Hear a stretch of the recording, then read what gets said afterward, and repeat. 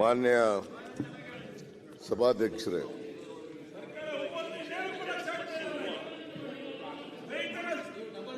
ವಾಲ್ಮೀಕಿ ಅಭಿವೃದ್ಧಿ ನಿಗಮದ ಆಗಿರ್ತಕ್ಕಂಥ ಅಕ್ರಮದ ಬಗ್ಗೆ ವಿರೋಧ ಪಕ್ಷದವರು ಒಂದು ನಿಲುವಳಿ ಸೂಚನೆಯನ್ನು ತಂದಿದ್ದಾರೆ. ಅದನ್ನು ತಾವು 69ಕ್ಕೆ ಕನ್ವರ್ಟ್ ಮಾಡಿದ್ದೀರಿ. ಅದರ ಬಗ್ಗೆ ದೀರ್ಘವಾದಂಥ ಚರ್ಚೆ ನಡೆದಿದೆ. ಆ ಚರ್ಚೆಗೆ ಉತ್ತರ ಕೊಡಬೇಕು ಸರ್ಕಾರ. ಅವರು ಏನೇನು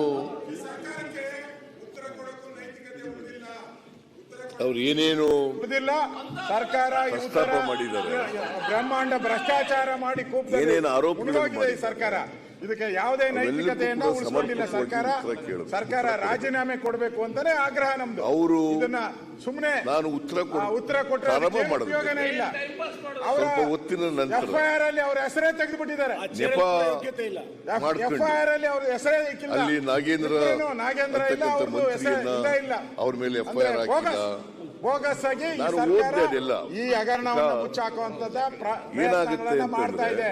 ಈ ನೈತಿಕತೆನೇ ಅವರು 26ನೇ ತಾರೀಕು ಉತ್ತರ ಹೇಳೋ ನೈತಿಕತೆನೂ ಸರ್ಕಾರ ಕಳ್ಕೊಂಡಿದೆ. 27ನೇ ತಾರೀಕು ಕಂಪ್ಲೇಂಟ್ ಕೊಟ್ಟಿದ್ದಾರೆ. 28ನೇ ತಾರೀಕು ವಾಲ್ಮೀಕಿ ಅಭಿವೃದ್ಧಿ ನಿಗಮದ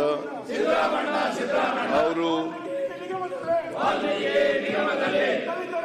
ರಾಜಶೇಖರನ್ ಅವರು ಕಂಪ್ಲೇಂಟ್ ಕೊಟ್ಟಿದ್ದಾರೆ.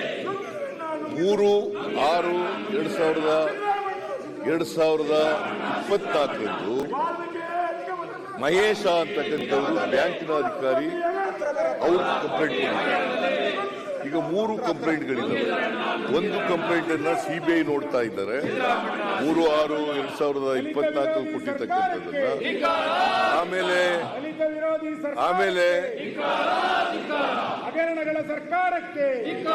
ನಮ್ಮ ಚಂದ್ರಶೇಖರ್ ಅವರ ಧರ್ಮಪತ್ನಿ ಅವ್ರು ಕೊಟ್ಟಿರ್ತಕ್ಕಂಥ ಕಂಪ್ಲೇಂಟ್ ಅನ್ನ ಮತ್ತೆ ವಾಲ್ಮೀಕಿ ಅಭಿವೃದ್ಧಿ ನಿಗಮದವ್ರು ಕೊಟ್ಟಿರ್ತಕ್ಕಂಥ ಕಂಪ್ಲೇಂಟ್ ಎಲ್ಲೂ FIR ಆಗಿದ್ದಾವೆ. ಆ FIR ಮೇಲೆ SIT ರಚನೆ ಮಾಡಿದ್ದೀವಿ ನಾವು 31/5/2024 SIT ಅವರು ತನಿಖೆ ಮಾಡ್ತಾ ಇದ್ದಾರೆ. ಸೊ ನಾವು ಇದನ್ನೆಲ್ಲ ಕೇಳಬೇಕಲ್ಲ. ಇವರು ಕೇಳಲಿಕ್ಕೆ ಇವರಿಗೆ ಜೈದಾನ ಇಲ್ಲ. ಯಾಕಂತಂದ್ರೆ ಇವ್ರ ಕಾಲದಲ್ಲಿ ಆಗಿರ್ತಕ್ಕಂಥ ಹಗರಣಗಳನ್ನೆಲ್ಲ ಬಿಚ್ಚಿಡ್ತಾರೆ ಅಂತಕ್ಕಂಥ ಭಯ ಇವರಿಗೆ. ಯಾಕಂತಂದ್ರೆ ಇವರ ಹಗರಣಗಳಲ್ಲಿ ಇವರು ಏನು ಲೂಟಿ ಹೊಡೆದು ಬಿಟ್ಟಿದ್ದಾರೆ. ಆಗಿದ್ದಂತ ಯಡಿಯೂರಪ್ಪ ಅವರಾಗ್ಲಿ ಬಸವರಾಜ ಬೊಮ್ಮಾಯಿ ಅವರಾಗ್ಲಿ ಯಾರು ರಾಜೀನಾಮೆ ಕೊಡಲಿಲ್ಲ. ಯಾವ ಮಂತ್ರಿ ಮೇಲೂ ಕೂಡ ಕ್ರಮ ತಗೊಳ್ಳಿಲ್ಲ. ದುಡ್ಡು ಹಾಗೇನೆ ಲೂಟಿ ಹೊಡೆದು ಬಿಟ್ರು. ಇವರು ಭ್ರಷ್ಟಾಚಾರದ ಪಿತಾಮಹರು. ಇವರು ಬಿಜೆಪಿ ಭ್ರಷ್ಟಾಚಾರದ ಪಿತಾಮಹರು.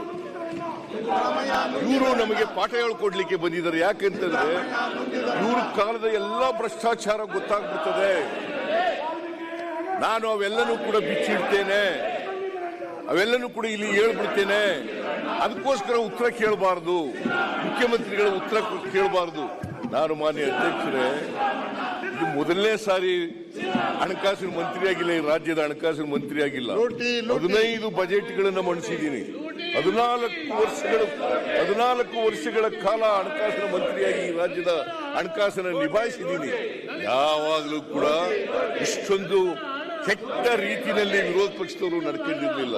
ಸುಳ್ಳು ಆರೋಪಗಳನ್ನ ಮಾಡಿರಲಿಲ್ಲ.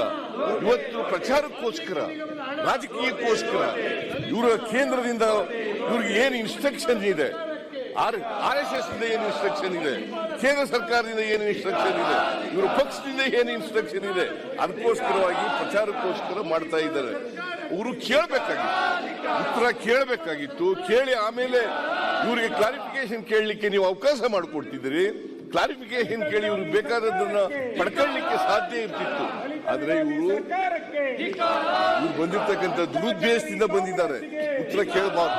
ನಾವು ಇವರು 7 ಗಂಟೆ ಚಿಲ್ಲರೆ ಮಾತಾಡಿದಾಗ ನಾವು ಎಲ್ಲ ಸಹನೆಯಿಂದ ಕೇಳಿದ್ದೀವಿ. ನಾನು ಒಮ್ಮೆ ಮಾತ್ರ ಎದ್ದು ನಿಂತದ್ದು. ಅಶೋಕ್ ಅವರು ಲೀಡರ್ ಆಫ್ ದಿ ಅಪೋಸಿಷನ್ ಅವರು ಎದ್ದು ನಿಂತಾಗ ಅವರು ಮಾತನಾಡುವಾಗ ಒಮ್ಮೆಲೂ ಕೂಡ ನಾವು ಮಾತಾಡಲಿಲ್ಲ. ನಮ್ಮ ಪಕ್ಷದ ಯಾರು ಕೂಡ ಮಾತಾಡಲಿಲ್ಲ. ಅವರೆಲ್ಲರೂ ಕೇಳಿದ್ದಾರೆ. ನಮ್ದು ಹೇಳೋದು ಕೇಳಬೇಕಲ್ಲ. ಪ್ರಜಾಪ್ರಭುತ್ವದ ವ್ಯವಸ್ಥೆಯಲ್ಲಿ ಈ ತರ ವಿರೋಧ ಪಕ್ಷದವರು ನಡ್ಕೊಂಡಿರ್ತಕ್ಕಂಥದ್ದು ಇದು ಪ್ರಜಾಪ್ರಭುತ್ವದ ಕಗ್ಗೊಲೆ, ಪ್ರಜಾಪ್ರಭುತ್ವದ ಕಗ್ಗೊಲೆ, ಸಂಸದೀಯ ವ್ಯವಸ್ಥೆಯ ಕಗ್ಗೊಲೆ, ಸಂಸದೀಯ ವ್ಯವಸ್ಥೆಯ ಕಗ್ಗೊಲೆ. ಇವರಿಗೆ ರಾಜ್ಯದ ಹಿತಾಸಕ್ತಿ ಬೇಕಾಗಿಲ್ಲ, ರಾಜ್ಯದ ಸಮಸ್ಯೆಗಳನ್ನು ಚರ್ಚೆ ಮಾಡಲಿಕ್ಕೆ ಬೇಕಾಗಿಲ್ಲ. ಇವರಿಗೆ ಆ ರಾಜ್ಯದ ಸಮಸ್ಯೆಗಳನ್ನು ಚರ್ಚೆ ಮಾಡಲಿಕ್ಕೆ ಇವರಿಗೆ ಇಷ್ಟ ಇಲ್ಲ. ಇವತ್ತು ಪ್ರವಾಹ ಬಂದಾಗ ಪ್ರವಾಹದ ಬಗ್ಗೆ ಚರ್ಚೆ ಮಾಡುವಾಗ ಯಾರ ಒಬ್ಬ ಸದಸ್ಯರು ಇವರು ನಗಾಡ್ಕೊಂಡು ಗೇಲಿ ಮಾಡ್ಕೊಂಡು ನಾವು ಅದಕ್ಕೋಸ್ಕರ ಪ್ರವಾಹ ಬಂದಿರ್ತಕ್ಕಂಥ ಸಂದರ್ಭದಲ್ಲಿ ಇದನ್ನು ಚರ್ಚೆ ಮಾಡಬೇಕು ಅಂತೇಳಿ ನಾನು ಉತ್ತರ ಕೊಡೋದನ್ನು ಕೂಡ ನಿಲ್ಲಿಸಿ ಅವರಿಗೆ ಅವಕಾಶವನ್ನು ತಾವು ಮಾಡಿಕೊಟ್ಟಿದ್ದೀವಿ. ನಾವು ಕೂಡ ಉತ್ತರ ಕೊಟ್ಟಿದ್ದೀವಿ, ಸಮರ್ಪಕವಾದಂತಹ ಉತ್ತರ ಕೊಟ್ಟಿದ್ದೀವಿ. ಮಾನ್ಯ ಸದಸ್ಯರುಗಳು ಎಲ್ಲರೂ ಕೂಡ ಅವರವರ ಜಿಲ್ಲೆಗಳಲ್ಲಿ ಆಗಿರ್ತಕ್ಕಂಥ ಪ್ರವಾಹದ ಬಗ್ಗೆ, ಹಾನಿಯಾಗಿರೋದ್ರ ಬಗ್ಗೆ, ಮಳೆ ಎಷ್ಟಾಗಿರೋದ್ರ ಬಗ್ಗೆ, ಮಳೆಯಿಂದ ಮನೆಗಳ ಹಾನಿಯಾಗಿರೋದ್ರ ಬಗ್ಗೆ, ರಸ್ತೆಗಳ ಹಾನಿಯಾಗಿರೋ ಬಗ್ಗೆ, ವಿದ್ಯುತ್ ಶಕ್ತಿ ಕಂಬಗಳ ಹಾಳಾಗಿರೋದ್ರ ಬಗ್ಗೆ, ವಿದ್ಯುತ್ ಶಕ್ತಿ ಹಾನಿಯಿಂದ ಆಗಿರ್ತಕ್ಕಂಥ ತೊಂದರೆಗಳ ಬಗ್ಗೆ, ಎಲ್ಲ ವಿಚಾರಗಳ ಬಗ್ಗೆ ಕೂಡ, ಬೆಳೆ ಹಾನಿಯಾಗಿರೋದ್ರ ಬಗ್ಗೆ ಎಲ್ಲ ವಿಚಾರಗಳ ಬಗ್ಗೆ ಕೂಡ ಪ್ರಸ್ತಾಪ ಮಾಡಿದ್ದಾರೆ. ನೀವು ಅವಕಾಶ ಮಾಡಿಕೊಟ್ಟಿರ್ತಕ್ಕಂಥದ್ದು ಸ್ವಾಗತಾರ್ಹವಾದಂತಹ ವಿಚಾರ.